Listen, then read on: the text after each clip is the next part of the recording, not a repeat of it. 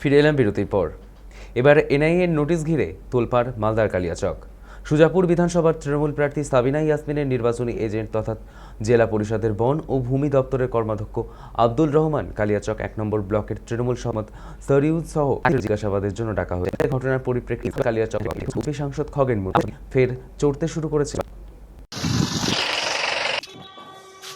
আব্দুর রহমান তো উনি ইলেকশন তার সব গুণের অধিকারী, সব রকমের অধিকারী তার, এবং সন্ত্রাসবাদী তার সাথে যারা বিশেষ রোহিঙ্গা রকমের বেআইনি চোখের কিছু আছে, চোখের সব মানুষ তো এর সঙ্গে যুক্ত না, কিছু লোক আছে তার মধ্যে। এবং আরও হচ্ছে যে এখানে তৃণমূল বলছে না, তিনি ব্লক সভাপতি তৃণমূল কংগ্রেসে চোখে আসে। তো এটা তো ওরা ব্লক ওরাই হচ্ছে তার, যা শুনেছি দেখেছি যে তার বিরুদ্ধে তৃণমূল কংগ্রেস সাজিউল শেখের সঙ্গে যে সেটা হচ্ছে যে তাদের তবে সেটা বিষয় নয়, সেটা ওরা তবে সংযুক্ত থাকবে। আমি যে কেউ এনআই সেটা দিয়ে প্রশ্ন তাও সুজাপুর আগে কেন বলা হয়েছিল আমরা প্রসঙ্গ কাউন্টিং এর আগে বিভ্রান্ত করা হচ্ছে ইলেকশন এজেন্ট এবং কিন্তু এটা তৃণমূল কংগ্রেস বাড়ি দেখিয়ে কোনো কিছু হবে না। আমরা আগে থেকে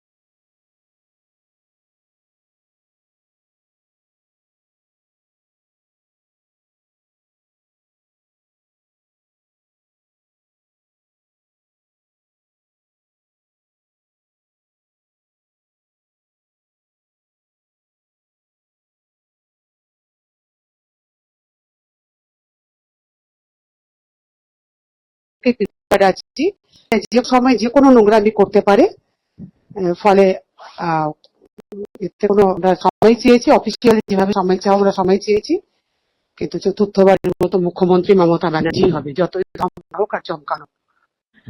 দেখুন, ইলেকশন কমিশন, বিজেপি এবং বিভিন্ন কেন্দ্রীয় সংস্থা, সেগুলো তো বিজেপির অঙ্গুলে হেলনেই চলছে। ফলে এখন সব এরা এখন সবাই এক হয়ে মমতা ব্যানার্জিকে টাইট দেওয়ার চেষ্টা করছে, কিন্তু মমতা ব্যানার্জিকে টাইট দিয়ে কোনো লাভ হবে না। মমতা ব্যানার্জির পাশে তৃণমূল কংগ্রেসের